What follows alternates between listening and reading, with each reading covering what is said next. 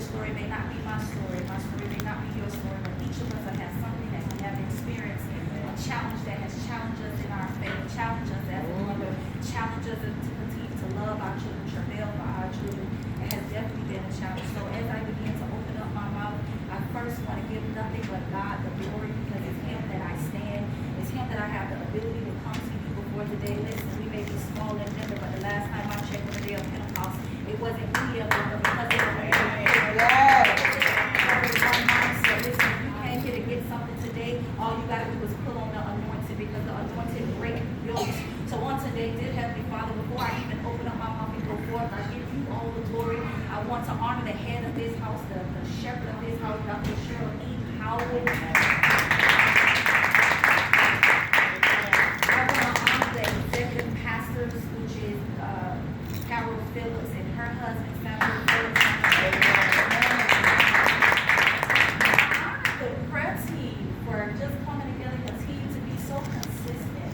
Let me tell you something. Anytime it seems like there's a drought, people pull out. But I thank God for you guys who say, listen, despite the drought, despite the changes that we had to make and rearrangement, that you still stood faithful. Thank you so much, because we are here today. Let's stand up and give Mother, honor her.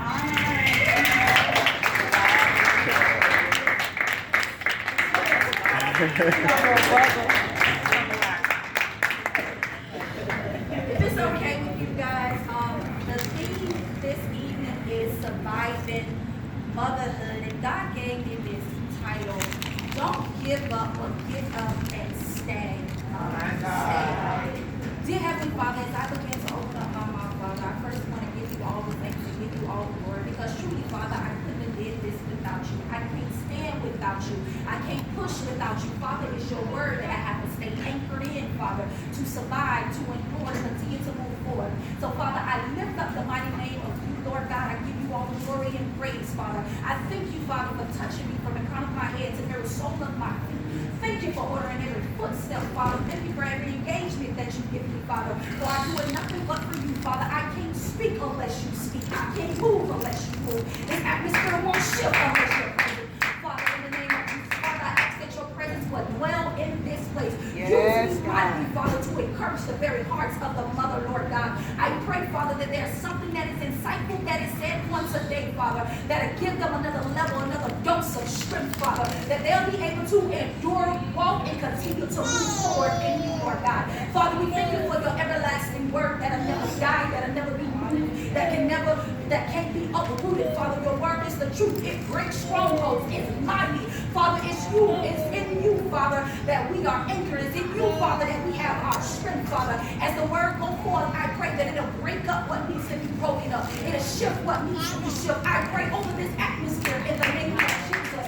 In the name of Jesus, I ask that the angels be dispatched to war on our behalf. I pray for love, joy, peace in the name of Jesus, Lord God. I pray that we come under the unction of the Holy Ghost, united and able to listen. I pray that their ears are keen to the power and the mighty word of God in the name of Jesus. And Father, we thank you, Father, that on today, Father, in the name of Jesus, that we would not leave this place the same way that we came in. That's not another cliche, but that is a promise. But Father, you said that you care for us, you care for us, Lord God. It's you that is our shepherd. It's you that is our gateway. It's you that is our keeper. It's you, Father, that we are able to have the ability of our limbs to move, to walk, to shift, to maneuver how you see it fit, Lord God. And Father, I pray that today, Father, just not another day, but this is a purposeful day, Father. Today is a purposeful day, Father. Father, have your way in this place, Father. I give you all the glory and I give you all the praise. In Jesus' mighty matchless name, let the church say, Amen.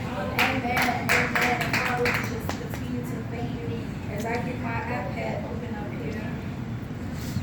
I want to first start off and tell you guys that when I went to God, I say, God, what scripture would you have me come from? And at first I was like, God, that scripture, I felt like it was so much more.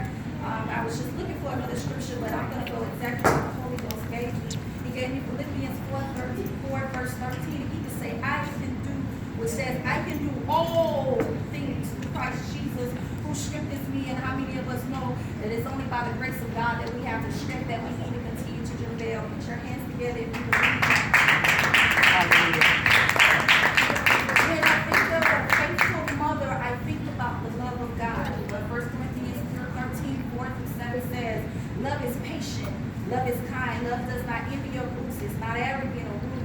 does not insist on its own way, is not irritable or resentful, does not rejoice at wrongdoing, but rejoices with the truth.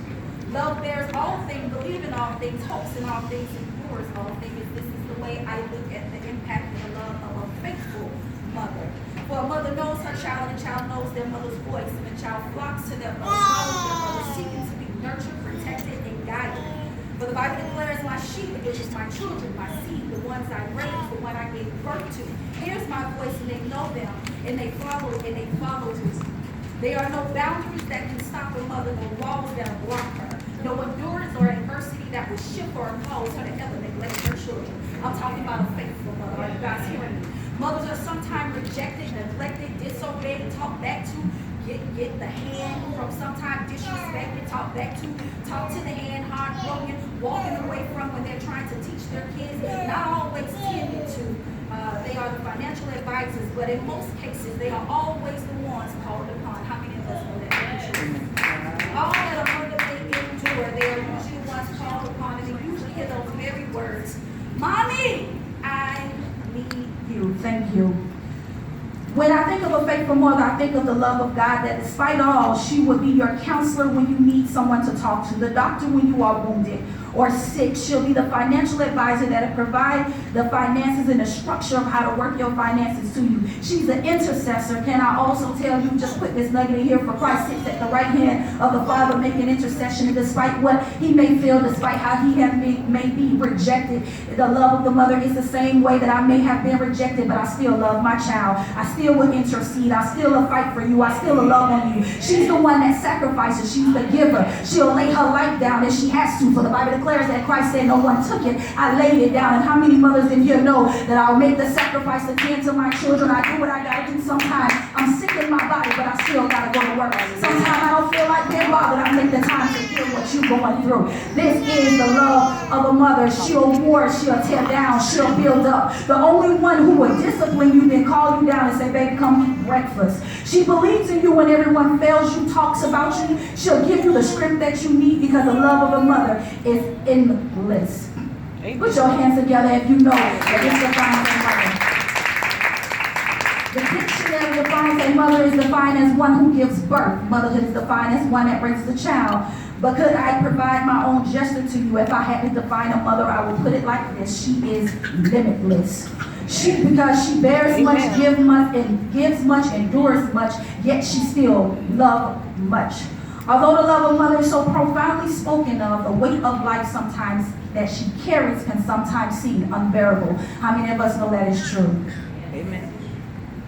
I want to take a moment and speak to the deficit in your life, for every mother that's in here, to the area where you have been depleted yet still choose to move.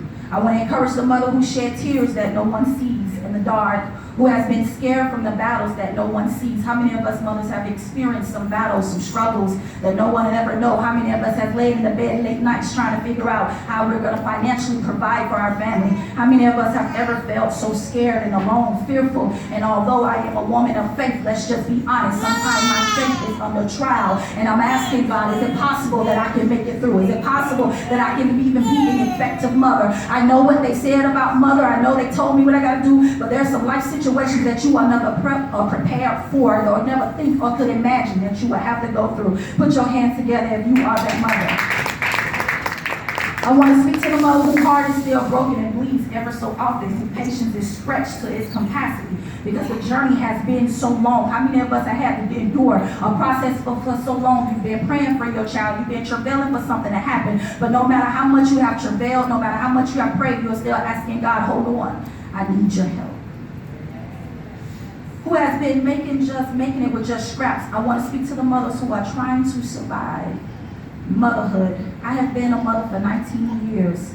I have a 19-year-old son. I had him as only a teenager, and I came to realize that there's no retirement in this. Amen. I realized that there's no guaranteed benefit packages, there's no 401k plans, there's no guaranteed days off, there's no extended paid vacations, there's no sick leaves or guaranteed personal leaves. And although this is also what I can guarantee you as a mother is that there is a good shepherd, a faithful shepherd who will never leave or never forsake us. Amen. The one who knows all, sees all, creates all, and has all the power, who gives us the strength to the weak, Wise counsel to who may seek and who cares and concerned about us. For the Bible declares that he cares for us.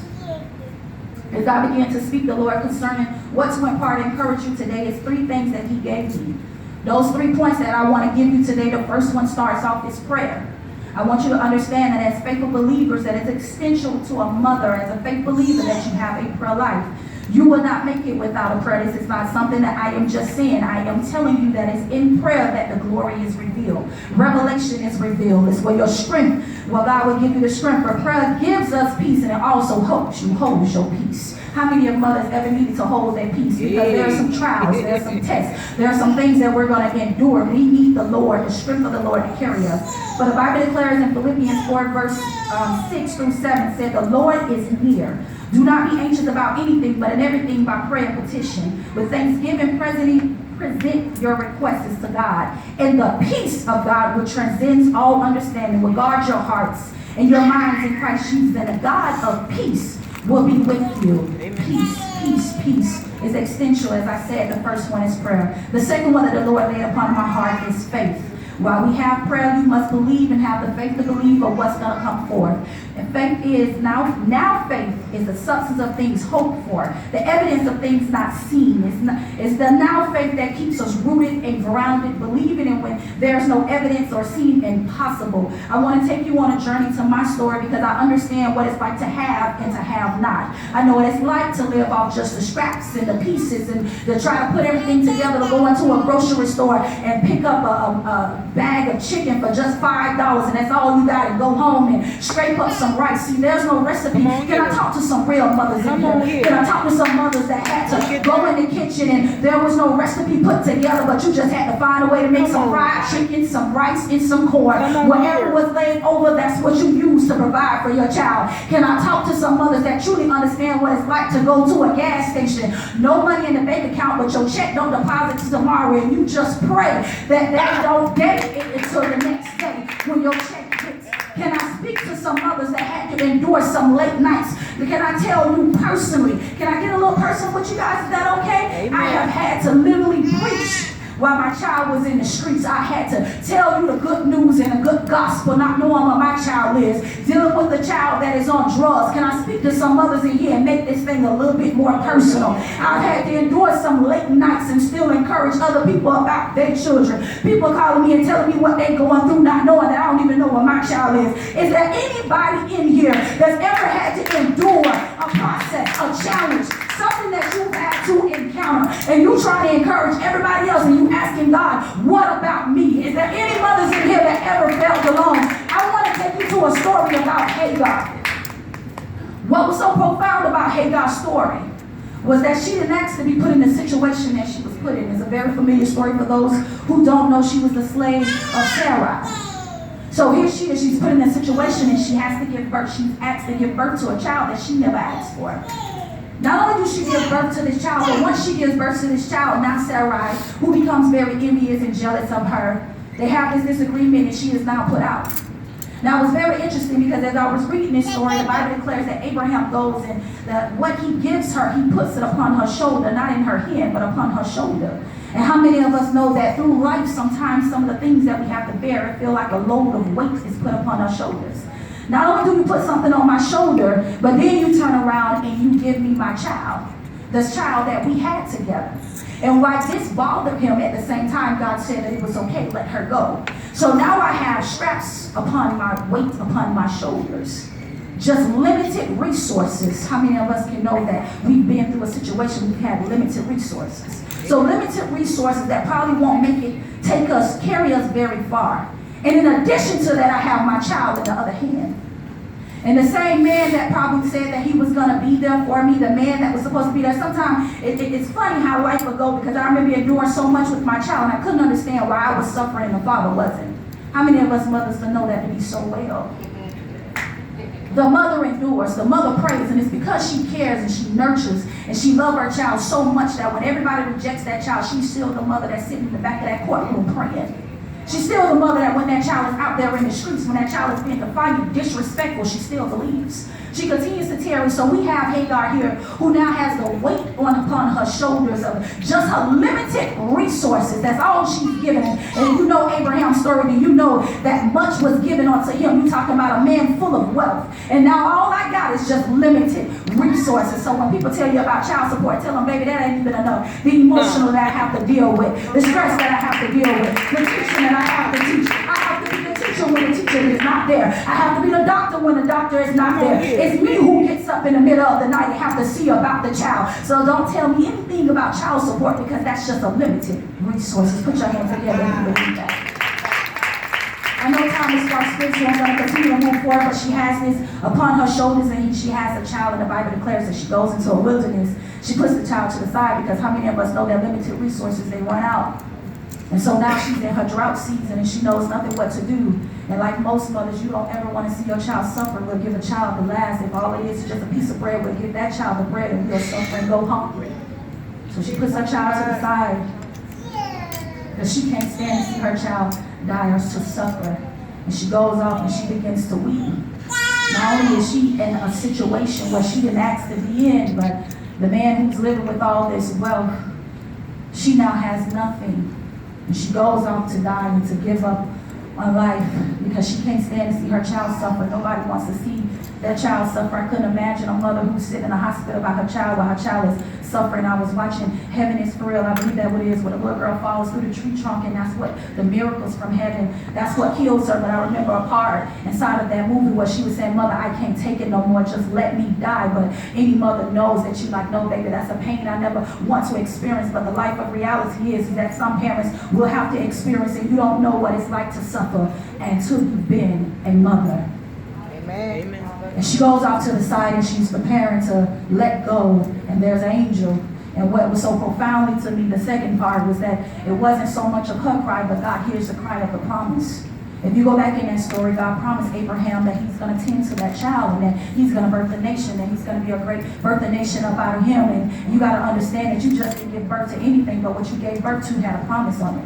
Amen. And so when you're thinking about giving up, when you're thinking about pulling your hands back, and sometimes you have to be a little tough and a little strict at the same time, you never stop praying for your child because that child is a promise. And God hears the promise because he's not a God that'll never leave us, a father that'll never forsake us. Can I get this thing a little personal? Because sometimes you got to understand that a good father never leaves his sheep to die. That a good father tends to his sheep. That a good father will always be there. What good father will hold any good thing from his children? You have to understand that God is not just putting these things together inside of a Bible just to tickle your family. No, he's saying is that if I make you a promise, this is what shall come to pass. And though the vision may tarry, understand that you got to just wait for it. Amen. So the mother goes out to the side, and God hears the child cries, and he sends an angel. And one of the things the third thing that was so profoundly is that when the angel comes, he not only asks her questions, but he tells her to stand up. And I come today to tell you that although you've been through some things, although you endured some things, and although it's been very tough, you got to understand that prayer and faith that you cannot give up. That now it's time for you to stand up. That you have to continue to walk through this thing and trust in God and knowing that God is going to cover you, that he's going to protect you. That if you tell me you're going to order my footsteps, that doesn't mean that I am not going to be with you all the way. I have something that's inside of my office, and it talks about how a teacher doing a test, they never speak, but it doesn't mean they're not near. I work in a school, and I understand that during the testing time, the kids sometimes look at me, and why I am not able to say anything, it doesn't mean that I'm not praying. How many mothers in here that although I may not be saying anything, and sometimes we don't feel like God is there, you have to understand that the Bible declares that he will always be there, that he sees all, he knows all, and sometimes because he seems like such a big God, we feel like he won't come to us and let us know that I'll be there for you, that I love you, that I'm here for you, and that although you are enduring this, I haven't given you a weight that you can't carry. I haven't given you this mantle for anything. You have to understand that there's a mantle that's on a mother, that a mother carried, and that you gave me the strength to give birth, and you give me the strength to raise this child. That's right. That's right. It also declares that as we go deeper, and she gets up and she's standing up, and that was my declaration to you today, that I want you to also understand that there's a third thing that after you've prayed and after you hold on to your faith, that there's this third thing that comes into place, and it's called a strategy. You have to understand that you got to prep, plan, and you got to execute. If you know you got to be somewhere the next day, it's so important. I don't just want to be biblically correct, but I want to make this personal because sometimes we don't brace ourselves or prepare ourselves and we allow stress to come because we're not prepared. And while we can't change some of the things that may happen in life, there are some things that we add on that are unnecessary. You have to know that I have to prep out my day and do the best that I can. That if I get a little personal with you, I'm a mother, a single mother of 3 kids. And I got one that's working, I got 2 others that's in school, and I'm still in school myself, and I'm going to work, so I understand that I may have to cook the first day, and when to cook one day, and when I cook, I have to leave enough food for the next day, because the next day I may have to go to school, so I prep and I plan and I execute, because I understand that if I don't cook this day, then my kid's going to be hungry, and I may be going out spending unnecessary money. See, it's little things like this that we miss. So God only tells you to pray.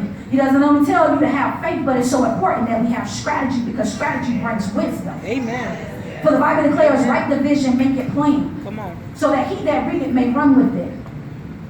And we got to understand that not only does he run with it, but I also declare that sometimes we have to wait for it because it may tarry. In that same continent, you have to understand that if you're telling me to write, then there's some time that I have to write down everything that I have to do.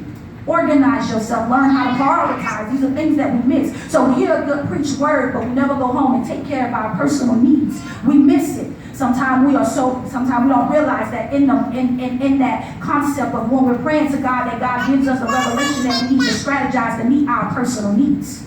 Sometimes we are spending unnecessary money. Sometimes we are spending what we shouldn't be spending, but what we should learn how to do is learn how to save for a tough time.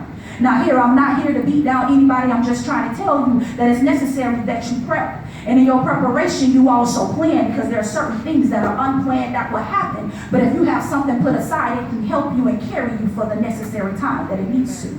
It's also important that Bishop T.D. Jakes, I was listening to him, an encouraging word the other day, and he said that a goal is only a dream that has a date. Write down some goals. There are some things that my kids want to accomplish, some things that I have that I want to accomplish, and I put a deadline on it. If this is the goal that I want to reach, then I need to put a date on it. By this time here, it helps me maneuver a little bit more easy, and we got to bring some balance and take the necessary time that we need for ourselves. If you stretch yourself beyond capacity and you are not healthy, then you cannot effectively raise your children. Amen. That's right. You have to know when it's time to reach out for help.